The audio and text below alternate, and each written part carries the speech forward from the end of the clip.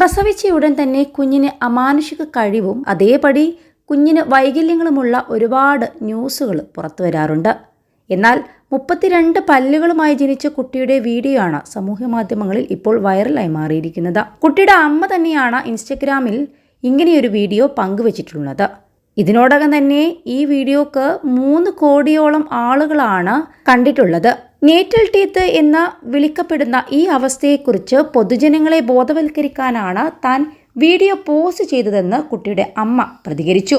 കുട്ടിക്ക് ഒരു തരത്തിലും ഇത് ബുദ്ധിമുട്ടാകില്ല, എങ്കിലും അമ്മമാരെ സംബന്ധിച്ച് മുലയൂട്ടലിൽ ബുദ്ധിമുട്ടുകൾ നേരിടേണ്ടി വരും. കൂടാതെ പല്ല് പൊട്ടുന്ന അവസ്ഥയിൽ കുട്ടി അത് കഴിക്കാനുള്ള സാധ്യതയും ഏറെയാണ്. ജനിച്ചയുടൻ കുഞ്ഞുങ്ങൾക്ക് ഇത്രയും അധികം പല്ല് വരുന്നത് അമ്മമാരെ സംബന്ധിച്ചിടത്തോളം വലിയൊരു ബുദ്ധിമുട്ട് തന്നെയാണ്.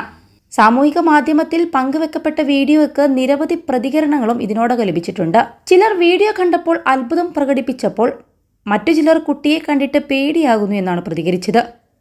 21 ലക്ഷത്തോളം സന്തുഷ്ടരായ ഉപഭോക്താക്കളും 2 ലക്ഷത്തോളം തിമിര ശസ്ത്രക്രിയകളും പൂർത്തിയാക്കിയ മലബാറിലെ ഏക കണ്ണാശുപത്രി Al Salama high hospital, hospital road, Perinthalmanna. കുട്ടി ആരോഗ്യവാനാണെന്ന് കരുതുന്നു. നിങ്ങൾക്ക് എന്തെങ്കിലും ബുദ്ധിമുട്ടുകൾ ഉണ്ടാകുന്നുണ്ടോ? ഒരാൾ ചോദിച്ചു. പറയാൻ വിഷമമുണ്ട്, കുട്ടിയെ കണ്ടിട്ട് പേടി തോന്നുന്നു എന്നായിരുന്നു മറ്റൊരാളുടെ പ്രതികരണം. പല്ലുകളില്ലാതെ ജനിക്കുന്ന കുട്ടികൾക്ക് ആദ്യം പാൽപ്പല്ലുകൾ ഉണ്ടാവുകയും 21 വയസ്സ് പൂർത്തിയാകുമ്പോഴേക്ക് 32 സ്ഥിരമായുള്ള പല്ലുകൾ ഉണ്ടാവുകയുമാണ് പതിവ്. പല്ലുകളുമായി കുട്ടി ജനിക്കുന്ന അപൂർവ അവസ്ഥയാണ് നേറ്റൽ ടീത്ത്.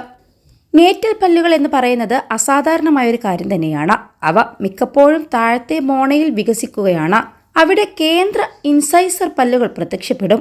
അവക്ക് ചെറിയ റൂട്ട് ഘടനയുമുണ്ട്.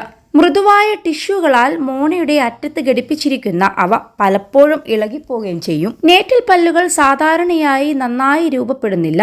പക്ഷേ മുലയൂട്ടുമ്പോൾ അവ ശിശുവിൻ്റെ നാവിൽ പ്രകോപിപ്പിക്കലിനും പരിക്കിനും കാരണമാകുന്നുണ്ട്. മുലയൂട്ടുന്ന അമ്മയ്ക്കും ഇത്തരത്തിൽ പ്രസവിക്കുന്ന സമയത്ത് കുട്ടികൾക്കുണ്ടാകുന്ന പല്ലുകൾ അസുഖകരമായേക്കാം. അതേസമയം നവജാത ശിശു ആശുപത്രിയിലായിരിക്കുമ്പോൾ തന്നെ ജനനത്തിന് തൊട്ടു പിന്നാലെ പ്രസവ പല്ലുകൾ നീക്കം ചെയ്യാറുമുണ്ട്.